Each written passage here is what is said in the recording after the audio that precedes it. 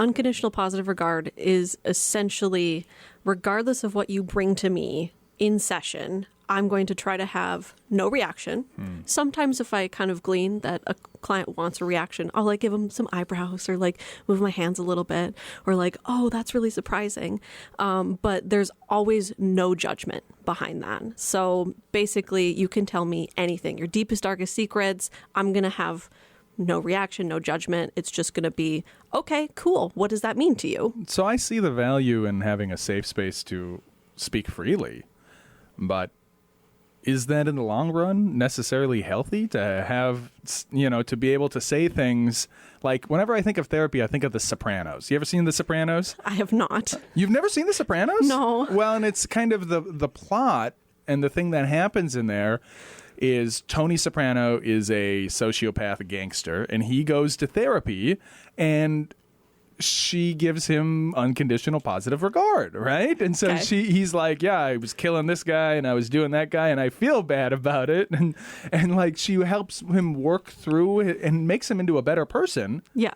But ultimately that just makes him a better gangster. And by the end of it, he's just a high functioning sociopath. Yeah. Do you worry about that being something that could happen, or is that... I mean, sometimes I'm like, am I encouraging this person too much? But I think there's a fine line between encouragement versus just accepting them for where they're at right now, because that's where you need unconditional positive regard to build the therapeutic rapport and the relationship in order for the person to get better and to accept therapy. And if you don't have that on the first minute that they walk into your office and you go, hey, and you accept everything that they have, they're not invested, they're not going to change, they're going to go away. And that's a net negative for everyone. Yeah. So you need them invested. And so you accept it all from them, and then they're more open. And usually that makes them feel like they can admit those things, which then allows them to work on it. So for my sins, I have to do sales, which has been difficult for me, for my personality, because I'm a truth teller. That's very selfish of me, I've discovered, to just say what I really see. But what I had to learn, because my way of respecting people is to tell them exactly what I see, because I always want the pure, unadulterated truth, because I just want to know things.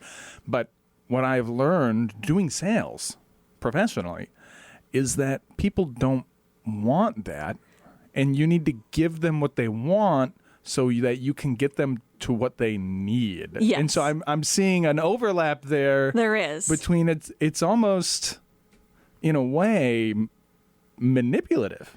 Yes. And I actually to give that unconditional positive regard. I was just saying this week to several of my clients already that we need a more positive word for manipulation, because manipulation at its core is I'm using someone else to get what I want. I don't care what happens to them. Yeah. But most people, right, we're manipulative every day. We wear certain things. We smell certain ways. We talk to people in certain ways that we know will get a reaction that we like. Yeah. But it's usually at least a net neutral. I don't smell this way. It's just the perfume. Right. I don't look this way. It's just the cut of the clothing. Yeah. Right. So we Where's sell the line that between presentation for effect and straight lying? Yeah, 100%. It's just, what is the intent behind it? So, and that's where we're kind of trying to tease that apart. So again, when they come in, you give them that unconditional positive regard, then they're more open, and then they go, oh, I can see what I need to work on now. So it's really, therapy is just me talking them in a circle until I realize they can solve their own problem. And I do that by accepting whatever they have to say to me. Welcome to the show, where we explore the who, what, where, how, and why of the extraordinary people who define our north of normal metro. I'm Conrad Fargo, and this is the Fargo Five. Today we have Sheridan Averson. I never ask people am I saying that right? Averson? It's Averson. Averson. Sheridan Averson, owner of Green Prairie Counseling. Hello, Sheridan. Hello. So why don't you go ahead, take a minute, and tell us what it is that you do? Yeah, so I am the owner-operator, like he said, of Green Prairie Counseling, and I do mental health counseling. So I am a licensed clinical professional counselor. Licensed professional clinical counselor, LPCC. That's the little letters you see after everyone. I'm also a licensed professional counselor in Minnesota. The licensure stuff is really interesting. Don't even get me started on that. Yeah, well, we might actually, because that's kind of the show. Yeah, so we might get there, but yeah. And so what I kind of specialize in is in my own office, I have probably about 20 to 30 plants. So horticulture therapy, basically 99% of the time that means there's plants in the room and people get enjoyment and dopamine and serotonin and all those fun things. So that's where the green comes in. Where the green, because I'm all about plants. That's kind of my deal. And then outside of that, if a client is like too anxious or kind of freaked out, they can go prune the plants or just interact with them, so then they don't have to be like staring into my eyes the whole time. Wow. Because some people really don't enjoy eye contact. And then I also, right now, I'm starting CPT, so cognitive processing therapy. That's for trauma. This is different from CBT. Yeah, well... Similar? So Kathleen Shard, the person who created it, kind of says it's trauma-focused CBT, cognitive behavioral therapy. So it's literally the same worksheets like ABC, if you know anything about that, but just focused on what is their most traumatic event and how it's impacted them. And it really just helps them process their thoughts, feelings, behaviors, all about their trauma that has happened to them. We can pretend I don't know anything. What's ABC? So ABC is so kind of like the antecedent, behavior, and then consequence. That's so like literally that's literally ABC. Antecedent? Yeah. That's so like what happens before I have the thought. So usually for CPT, it's focused on what was happening before I had my stuck point. And stuck point is like all men are dangerous or the world sucks. So this is kind of where a lot of trauma comes in. And that's B. And then C is how do I feel because of that? I'm scared. I'm terrified. The world sucks. It's scary. Like I don't want to be out here. So like having them think through those processes starting at the stuck point, because that's the thing that we all can focus on, then we know where to kind of go from that. So, yeah, CPT, trauma therapy. And this is what you do every day, or this is, so you listed a lot of things. Yes, and, there's more. And painted a lot of picture. Well, and with the what, I almost, I try to coach it like, I want to paint a picture. I want to have like a visual play in my mind of your day-to-day. Yeah. So like you wake up out in West Fargo in your home, you get up, you put on your shoes after getting dressed and everything, and you go out to what? Like what is a typical day as an owner of counseling? Do you have people under you? Are you spending time managing? Like how is your time spent generally? Yeah, it's just me right now. Yeah. And I'm technically contracting with Downtown Health and Wellness in Moorhead. Okay. And so I'm in their clinic. Like if you look at my website or my address, it says, Suite 3. So it's literally like the third office in there. Well, and they just launched, right? That's part of the Forge. That's everything that Mr. Soul has going on. Yes. So actually this Thursday is their grand opening. There's like ribbon cutting at 11. It's on Facebook, all that fun stuff. Yeah. So definitely I'll make a brief appearance since I have clients all day, you know? And so, but you've been practicing for a while, or are you a newer practice? Yeah, so I actually started my private practice. I registered the name in March of this year. Oh, wow. And then I ended up leaving the village in, I think, May or June. I can't even remember anymore. And so then I just started. When they had their own clinic there, I was where the old Moorhead Center Mall is, which is now a flat open plain because they demolished all of it. Yeah. I started in there and saw clients when I could, and then we opened the new building and I was like, this is great. So I have my own office there and everything. Oh, wow. So you're relatively, I did not know that about you. And so you're relatively new to it all. Yes. Brand new, honestly. Yeah. And so what's even more of a surprise is I actually just won the Inforum's Best of the Best in Counseling Canada, like #1. I don't know how it happened. In fact, when she told me I was nominated for the top 5, I like called her because it was an email, and I was like, this is a scam, right? Like, I thought it was a scam. I was like, I've been in practice for like 3 months. Like, this is insane. And she was like, no, this is real. People must just really like you. So I like burst into tears over the phone. Your clients must really like you. Yeah. So that was really cool. So yeah, the cool little Best of the Best magazines are out there now. Well, so. It's always nice to have validation that somebody else likes you. Oh yeah, that's when it really hit me, because this whole time I was like, oh, making a business is so easy. Like, all of this is just fine. And then it didn't really sink in until that moment. So I was like, tears streaming down my face in my office. Everyone's like, you okay? I'm like, I'm great. And to paint the picture for people at home who are just listening, you have like green hair. Yeah. And then you've got green. So I'm bringing it all together. I didn't notice that when you first sat down. Yeah. And so where does this emphasis on plants come from? Is that were you always planning on having that part of your practice, or? Yes. My original plan when I was an undergrad was I was going to move out to California. I was going to do research on psychedelics and psychology, and be this cool like psycho doctor, right? Have you ever done DMT? No, I have not. Like, I like to leave others to do the drugs, and then I watch, right? Like, I'm the trip sitter if you want, right? Yeah. Like, that's who I'll be. But so what this really turned into, I've always loved planting and gardening and all those things. So I've always had a ton of plants in my house and around me. And so I was like, I can do something with this. Like, I know this is good for your brain and body. And so I really ended up like researching things in undergrad. I minored in botany.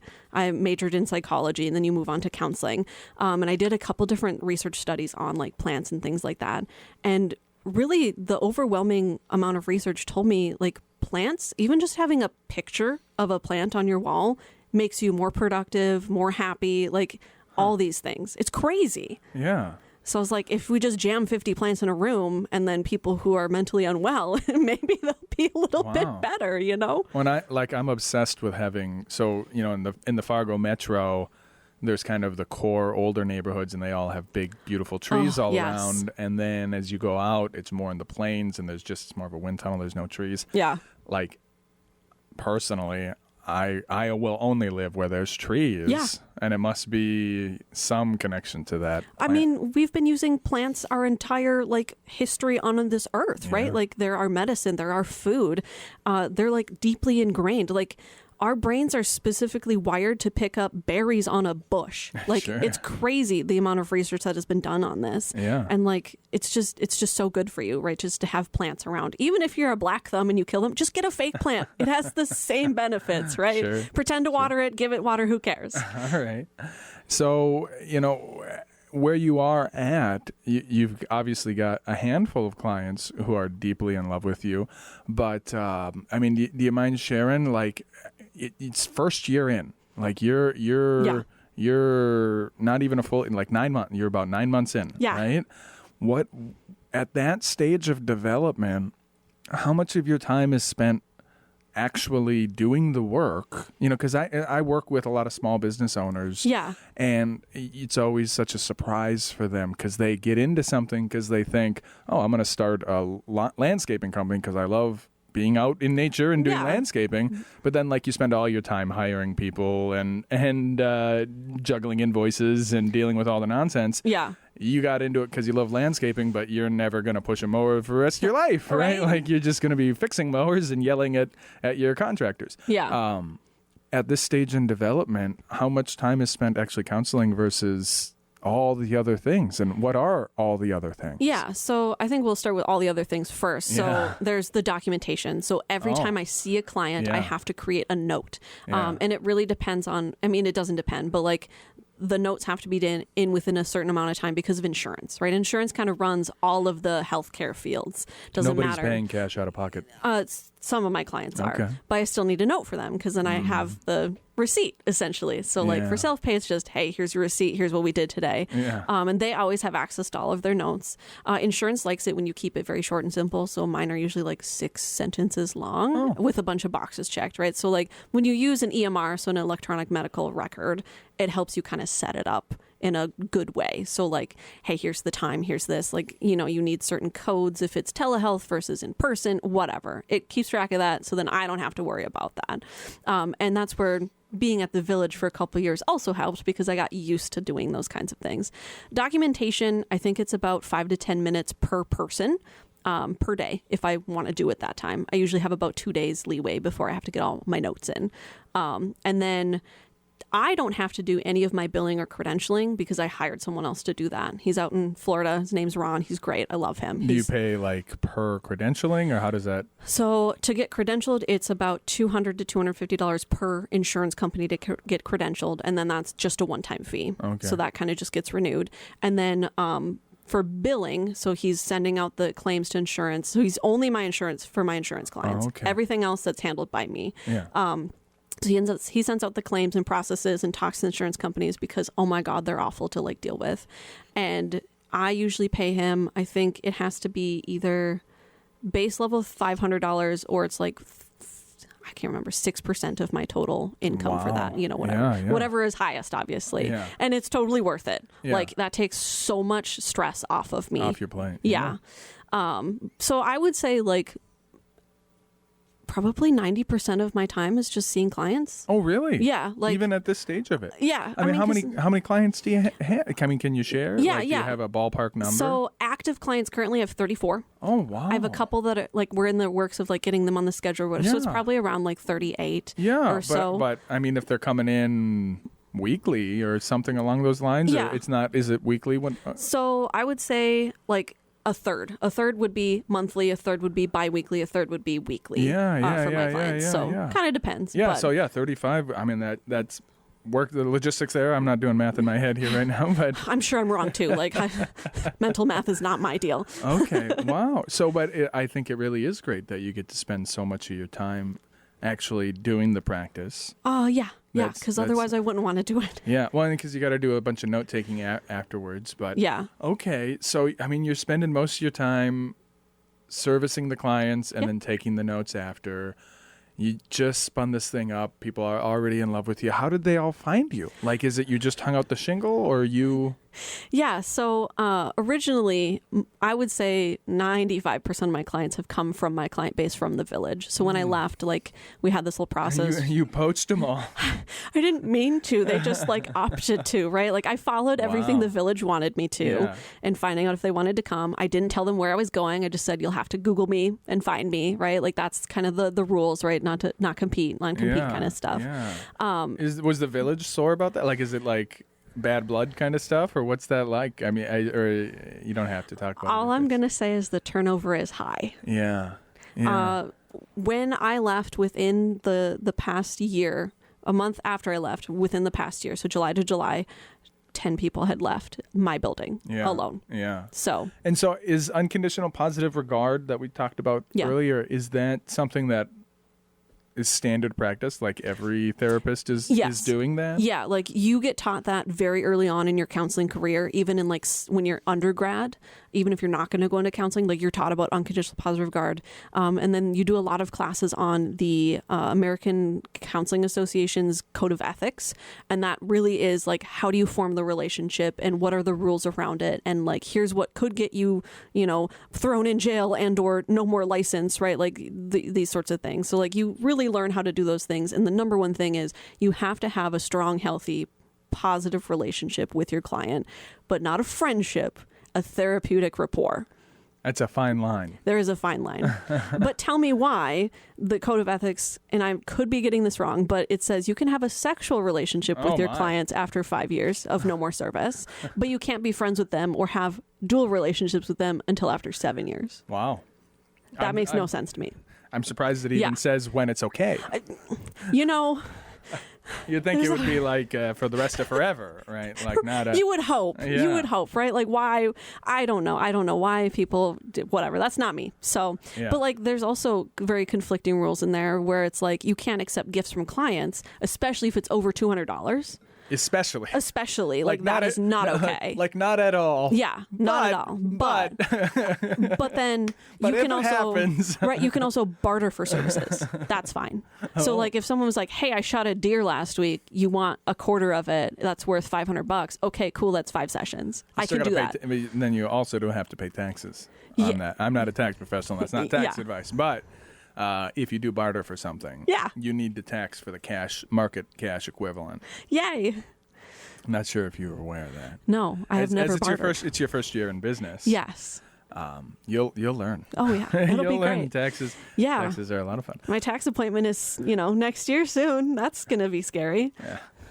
So so you to get into this, so you've got a huge caseload, or big enough. Yeah.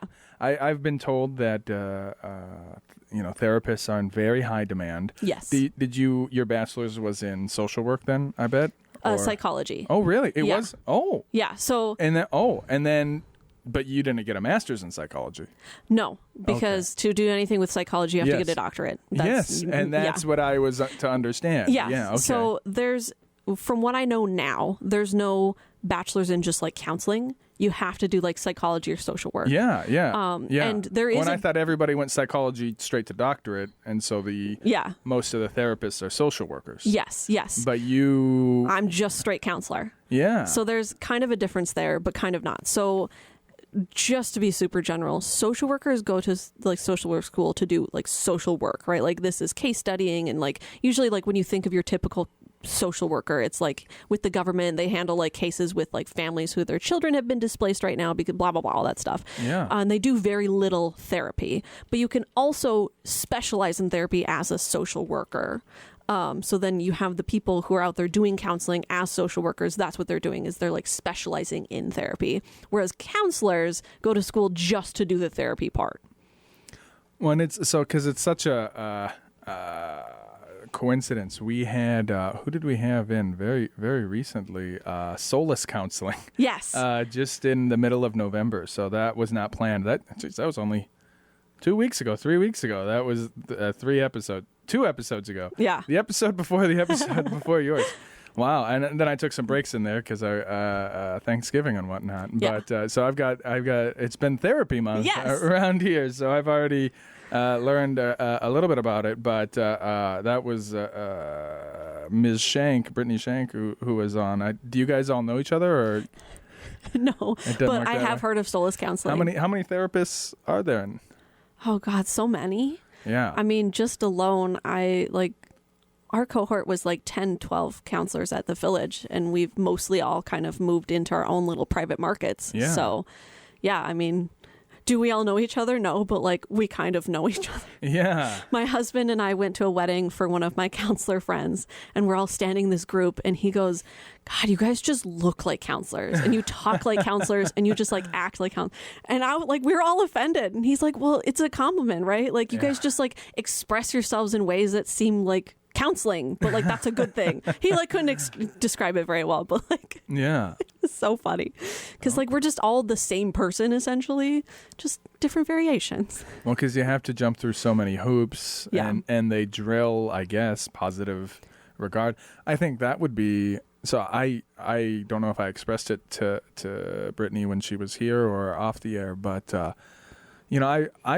was going to go to psychology, was going to be my degree, but then they pitched me on 3 other degrees. Of course. I'm a millennial. I think I'm a little older than you. But the university system, especially at that time, there was no emphasis on STEM or anything. And they pulled me out of my STEM, and they sold me music videos, Japanese, and underwater basket weaving. So I have 3 full degrees, but none of them are STEM, which is why I'm in sales. Yeah. Right. But anyhow, I was always in love with the idea of counseling. Yeah. Because I like hearing people's stories, but then I feel the need to solve their problem. I mean, I'm your typical man. I'm gonna listen to your problem, and then I'm not gonna just listen. I'm gonna tell you how to fix it. Oh, right? Yeah. I'm gonna mansplain what's going on. Seems like maybe that would be a bad fit for me then. depends, right? Yeah. Like you kind of learn what the client really wants, because sometimes clients will come to you and they'll be like, hey, I can't shower because the shower curtain touches me and like I don't know what to do, and you just go get a curved shower rod and then their mind is blown and they're like, this is perfect and awesome, right? Like you can help them solve some of their problems, but if they're like, oh, like I really hate my husband, I don't know what to do, you can't solve that problem for them. They have to figure that one out for themselves. So like there's small problems. You can solve it. Just divorce them. Yeah, I mean, but let's put up a pros and cons. Right. So that would be over cost the benefit analysis. Right. That would be over the bounds of a therapist, though, to like be like, unless they tell you that. Okay. Yeah. Yeah. I think I'll stick with. So what I do is small business consulting. Yes. And there, I do solve all the problems. There you go. So maybe I should stay in that lane. I'm a little jealous though, because I small business consulting it's not a licensed field. Yeah. So the demand is, I got to go out and hustle up. Yeah. Every single client. Whereas it's the other thing that I do is real estate, which is licensed. Yeah. Licensed professions are nice. And since I mentioned I'm a realtor, I'm legally bound. It's part of the licensure to mention that I'm a realtor at Berkshire Hathaway Home Services Premier Properties. Fantastic. Yeah. Do you have anything like that in your licensure? Because you guys don't have to be under anybody for a certain amount of time or anything like that, do you? So when you start off as like a new counselor, right? Like you just graduated. Yeah. You apply for like a internship license. And so let's just, compare North Dakota, Minnesota, because that's where we are. Yeah. In Minnesota, you just go straight to licensed professional counselor. So you're just already there, but there's an asterisk that says supervised next to it. Oh. And for North Dakota. And that's what you were doing in the village? Yes. How long did that doesn't last too long? 2 years. So you have to be supervised for 2 years. Oh, you were in the village for 2 years? Yeah. I think a little bit longer. Oh, okay. Yeah. Okay. Yeah. All right. Yeah. When we said you just started in March, we meant I registered for my name in March. Yeah. No. Oh, okay. As Green. Yeah, as Green Prairie Counseling. I was like, I have this idea and I'm going to do it, so no one takes it. Yeah. But I'm not ready yet. Okay. So Green is new. Yeah. Okay. Yeah. But counseling, when did that started at the village? Yes. So when did that start? Oh goodness gracious! I graduated 2022. Yeah. So kind of where you start is when you go into graduate school for this, you kind of get a little bit of feel for it. And then it's usually a 2-year program. During your second year, you go to an internship, like practicum internship. Mine, because it was 2021, we had a lot of COVID problems. So all the places that said they would take me in town said, nope, we're not. So I had to cold call probably 40 to 50 places in town, and I did it 3 times because I never got any calls back the first 2 times. Wow. Or just a lot of no's. No wonder there's such a shortage of licensed professionals. Yeah, because no one wants to accept interns. Yeah. So then I finally got an internship with Together Counseling with Becky Cop Dunham. She's great. And so that's kind of where that started. And internship is basically just doing counseling. It's just you don't know what you're doing. So they go, hey, here's your client. Go see them, and we may or may not come into the room, or we'll just let you be. They just kind of toss you into it. Yeah, it's like, surprising how little oversight there is. Yeah, they're like, you went through 2 years of school, like you know what you're doing. You know what you're doing. So the first year, you're kind of like, I'm an imposter. So like that's why it hit me by surprise with the whole like Inform thing, because I was like, there's no way. It's been like 4 years since I start. Like no. Yeah. And so you kind of start there.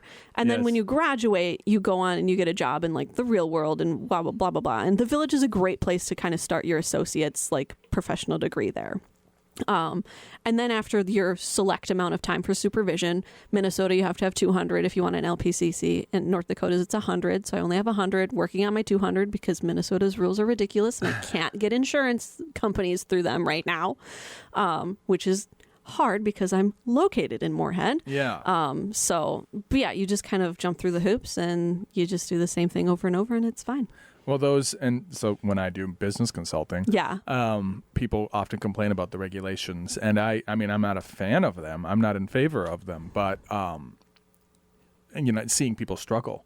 Yeah. But the advice that I always give, or kind of the solace that I offer, is well, look, it's keeping you out, right? Mm-hmm. It's going to keep your competition out later. So, so it'll be to your benefit. You hate it now. You'll love it once you're on the. Once you're a member of the club, it'll be fun for you. So. 100%. So just think of it as entry fees. So, so unlike our Brittany, you went to for psychology from the get-go. Yes. Where did you get your psychology degree at? So I went to NDSU and I got a bachelor's of science in psychology. Yeah, in and why?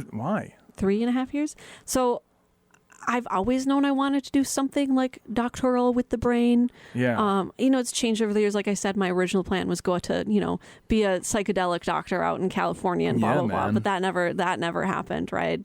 But and you've then never North tried Dakota. DMT? No, I haven't. North Dakota never passed the legislature for, weed legalization either. So That's true. that's kind of fallen through the cracks, but Minnesota's nice. Got it on Minnesota side. You know, go get those gummies. Who knows? Pop a 5 milligram THC. Right. Great. So, almost habit forming though. Yeah, and so that required me to be a psychiatrist.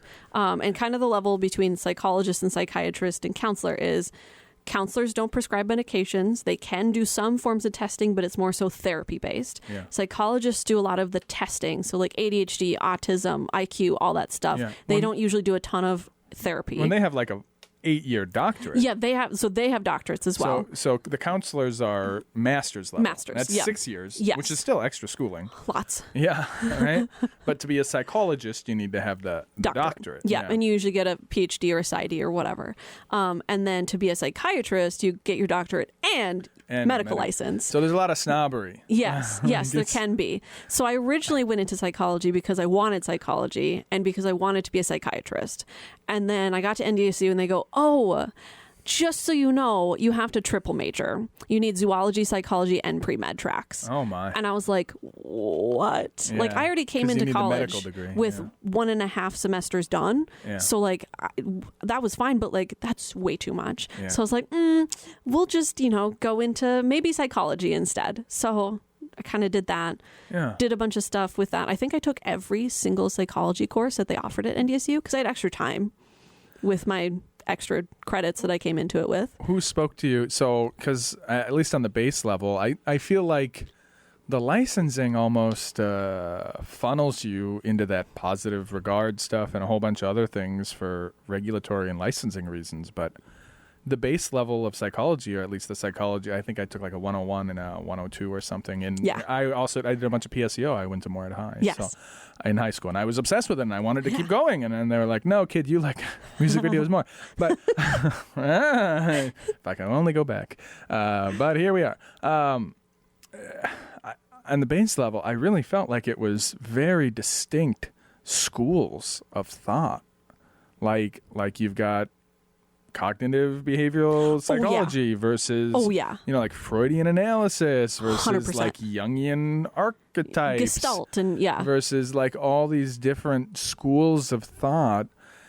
Is it really that way? And when you see a therapist, they're going to be so different, or is it kind of more you get squeezed through the regulations and I just love this question because it depends, like everything in counseling. And because nobody's watching you, so you can do whatever you want once the door's shut, right? Yeah, in a way. 100%. So kind of the main thing for therapy is we just like to steal everything, like every single thing that we're like, oh, this is really great. You just like pluck it out, you put it into your own little like theory and everything. So like I have Sheridan's theory and it's growing as I like learn new things. Sheridan's theory. And then there's other like thoughts and therapies and things that like, in order to call yourself a certified blah blah blah therapist, you have to like go to the certification and like to pay a bunch of money and like have all that stuff. And so like I can't be a certified CPT therapist, but I am trained in CPT, so I can still use it. I just can't call myself I'm certified. Like me with exit planning. Right, exactly. So like, do I use some psychoanalysis? Sure. But do I use like dream theory? No, right? Like we kind of pick and choose the things that work best. Most therapies are usually based off of CBT, so cognitive behavioral therapy, and then solution focused brief therapy. So like the things where people are like, hey, my shower curtain's touching me. What do I do? The easy, simple problems. And is that just because that's what's won out? Like, is again, my feeling was it's more like the schools at Hogwarts. Like you're sorted into, you're either a Freudian or you're a Jungian, or they you're really a this want you or to that. pick. Like, is that how it is? No. Or no, not at all. Like the schooling makes it, I think they just break it up so it's not confusing. But like all of the theories are essentially the same thing. Yeah, they're not mutually exclusive, really. No, right? Yeah. Like you can't have humanistic separated from everything else because everything uses humanistic. That's that's where unconditional positive regard comes from. That's where like eye contact and being in a friendly relationship with your clients comes from. Like, you have to have a relationship with them in order for therapy to work. We can't just lay them on the couch, tell them to do coke, and send them on their way like Freud did, right? Like, that's not helpful. They have to like look in your eyes and be like, oh, you're a genuine, honest person. I can tell you stuff. You should do coke about it. No, I like that. You're feeling bad. You should do coke about it. No, so I genuinely, I mean, I have my own, beliefs and theories, and they, maybe you can analyze me a little bit here. I don't know. I mean, you can't turn it off. Well, tell me what you think. Like, I'm not religious by nature, and I don't, but everything. So what I was really into was evolutionary psychology. Like, I was reading just on my own in high school because I didn't understand people. Yeah. Like, I was just very socially awkward. And I would read those evolutionary psychology textbooks to just try to understand why people did things. And it made sense. It didn't give me answers on how to use them. I wish I would just have read sales books. Like, that's what I really wanted because it tells you how to manipulate people. It does. It's about that presentation so that Patrick you can... Bateman from American Psycho almost. I mean, not quite. I mean, sales... Evolutionary psychology tells you how people work. Yes. Sales books tell you how to give people what they want so you can get what you want out of them. And it's just a different game. 100%. It's a different game. You're trying to be like, what's under the hood versus how to drive the car. Like you the still need the same base skills. Well, but no, you don't need to know at all what's under the hood. Yeah. If you know how to just turn the key and press go, right? So the evolutionary psychology stuff doesn't help you manipulate people. Yeah. So, but anyway, but I'm pretty sold on the perspective that, like, due to natural selection, procreation is the driving force of all, like, because it's without procreation there is no existence, so therefore the natalism must be a part of that. Yeah. And also then therefore everybody's motives must, like, one, of course you need to stay alive, but once you're fed, then what? Then you need to breed, right? Yeah. Like it's like step one, step two, and then everything else falls under that. Like Maslow's hierarchy of needs kind of thing. Yeah, in a way. Yeah. But like where you never escape because you can you never escape the first two. No. Like because you never have enough of them. Yes. You think you do, but actually everything is tied back. Like just when I look at everything and I see everything, it's all just like breeding strategies. Like, and is that my own personal hang up on something? Am I just messed up in the head, or is that, I mean, what do you honestly think? I'm not your client. You don't need to give me positive regard. See, but everyone deserves it. Yeah, I know. Okay. No, but I'm curious. Yeah. Like, is it all really just about sex? Like, because I feel like it is. Like, I look at everything and I go, everything. And I go, well, that's so for this, so this, so this, so this, so this, so they can have a better mating partner or more mating. Like, like that's every single thing. Yeah. I mean, I think a lot of it is kind of driven by, like, at least that need for, like, social interaction, right? It doesn't always have to be like, oh, I just want to go, have sex with, because, like, we have kids, right? Kids have problems. They have mental health problems too. Like, it's not always like about that part. So it could just be like, I have this innate drive to be around other people and I want to connect to other people. And whether that's physical connection or emotional connection or, like, I think it's more so just connection. And we really struggle with that, especially in the, like, now because of COVID and because we're just chronically online and we don't have that actual face-to-face, like, body language to go off of, because only 40% of our communication is verbal, right? Like right now, I can see you, my hands are waving around like I'm very animated, right? My eyebrows go up, like the way I say things affects how, like, it gets, portrayed. So I think it's just all for connection. And yes, most of it is we just want sex, but, like, part of that is the connection piece. Yeah. And so you don't feel like a lot of that was laid out or you were pushed in any one direction in psychology? What was the drive to get the psychology, or why psychology? Like, what was the experience like getting a psychology degree? Yeah. So for me, it's always been kind of like common sense to me, right? Like, have that innate ability to like understand how people say things and why like they're saying it, and the way that they're sitting means this and that.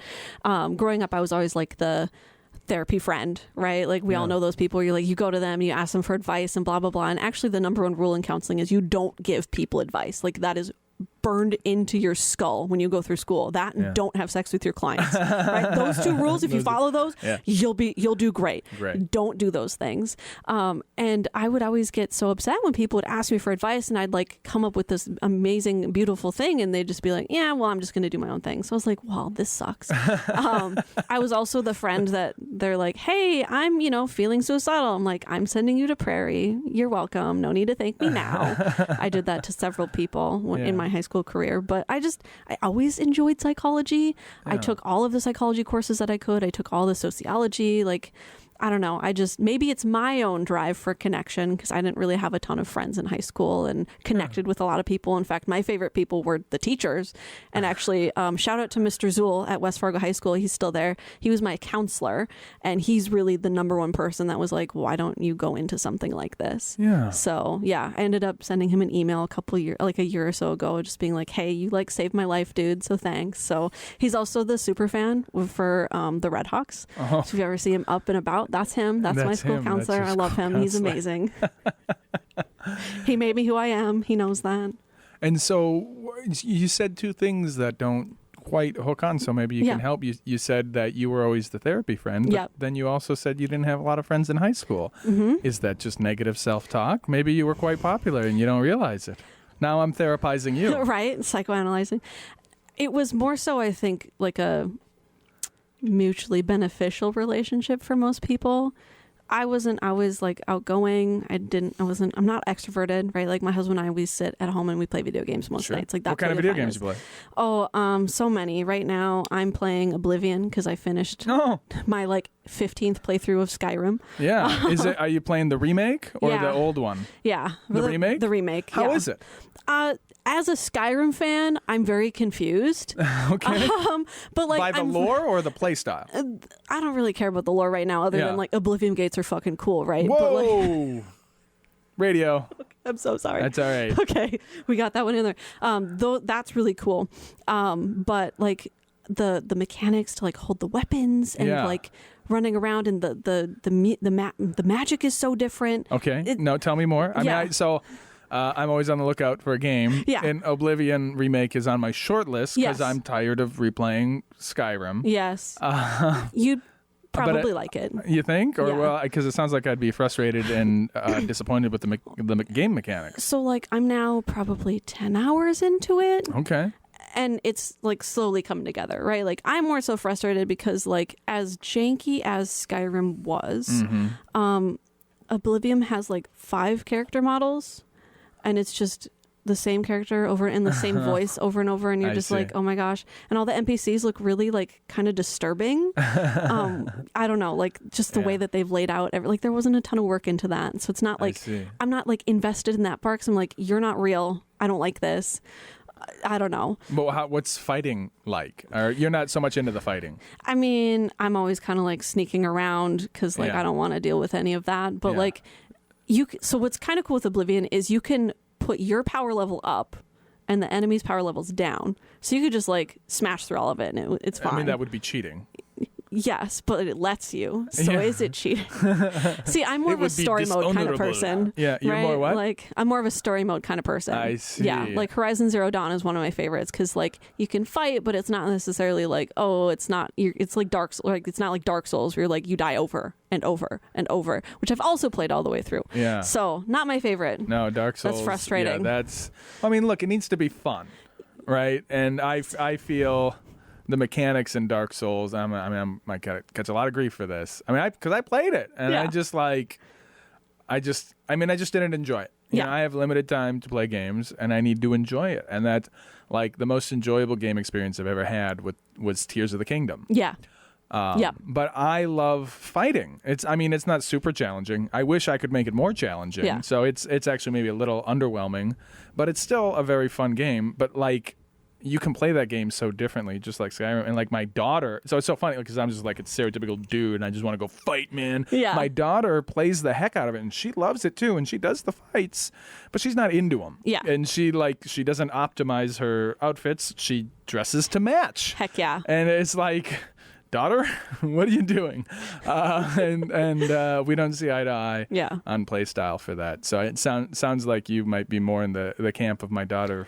A little play bit, style as well. Like the set bonuses are nice, right? But like, I don't know. I'm still kind of figuring out like the mechanics of Oblivion because it doesn't tell you this is light armor, like, but you're supposed to like go into light, like if you're the sneak thief or whatever, like you need light armor, and it's just in Skyrim it tells you like light armor in the little corner, right? So you kind of understand. It doesn't, right? And it's a lot more set up like D&D or like Baldur's Gate, so like you have your race and your class and then your star sign that you're born under, like, and that all affects it. And I'm like, in I just want to Oblivion, sneak around. Yes. Yeah. Okay. It does tell you a little bit, but like I'm sure there's other things, and then it's You could just look at the guides online. I'm sure you could, and but then spend hours and hours optimizing. And making the best character. But like that's not this isn't like Diablo 3 or whatever. Yeah. Did you play Diablo 3? Yes, and PoE too. Diablo 3 is a MMOR though, right? RPG, right? Like you're against other, or no? You're against other human beings, or is it you don't play that way? I don't know.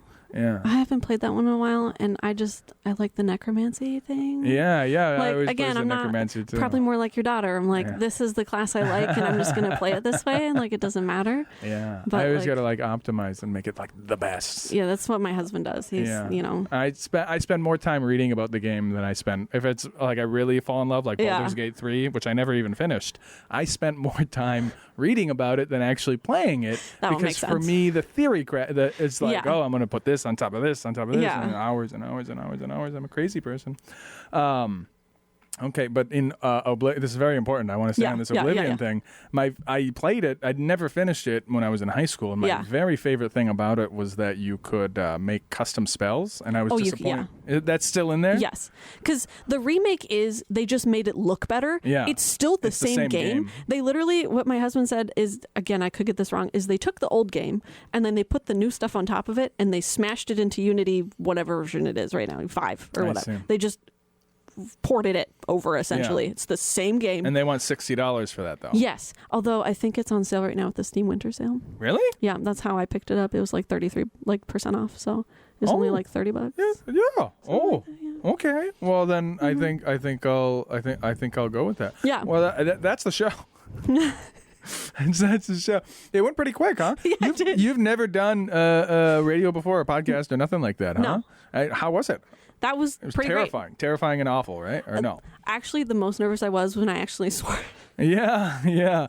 Well, we're gonna just forget that happened. Yeah, you can just for sake of our FCC license. So you sent us the paper kites. Yes. Bloom. Yes.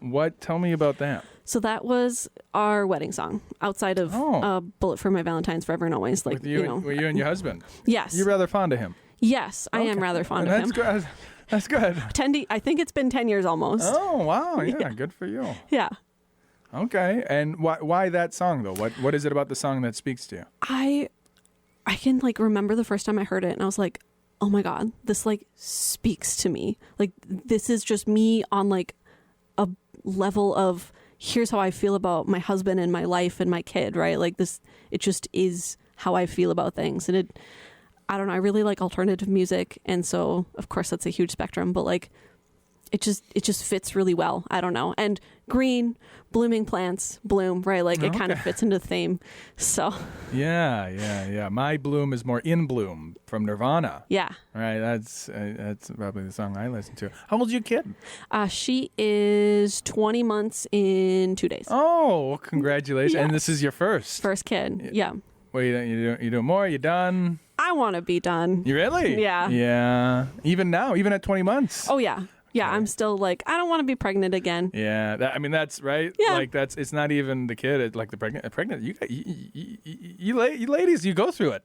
We grow a whole human and a new organ. Yeah, that's not cool. Yeah. Who decided that? Yeah. Well, we should do something to compensate for that. Like, open doors or something. I mean, I don't know. My husband always kept my water bottle full. There you go. There you go.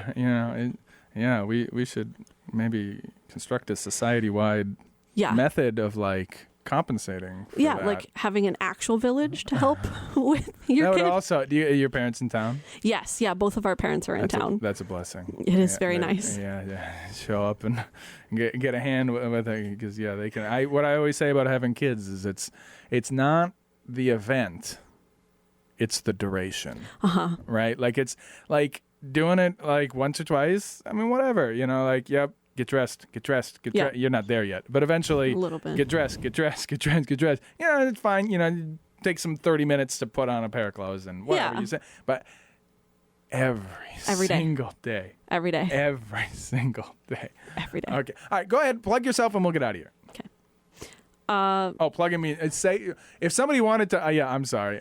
I'm so up my own rear with podcasting. I'm just so used to. Yeah.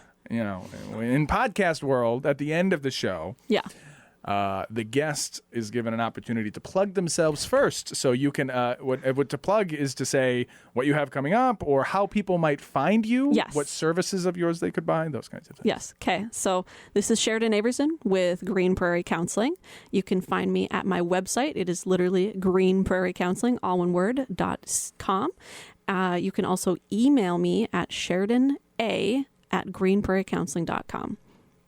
And of course, I'm Conrad Fargo. You can find me anywhere. You can type in the words Conrad and Fargo. Sheridan, there's this indie website. You may have heard of it, Amazon.com. You ever heard of it? If you go there and you type in Conrad, you know what happens? Your show pauses. No, Conrad Hotels. So they're like fancy and they got all these things. If you type in Fargo, do you know what comes up? The TV show Fargo, right? But if you type in Fargo and 5, season 5 of Fargo will show up, but then you scroll down a little bit and my podcast is there. Okay. It's there. It's on Amazon. It's on the Spotify's, Apple Music, whatever, anywhere. YouTube.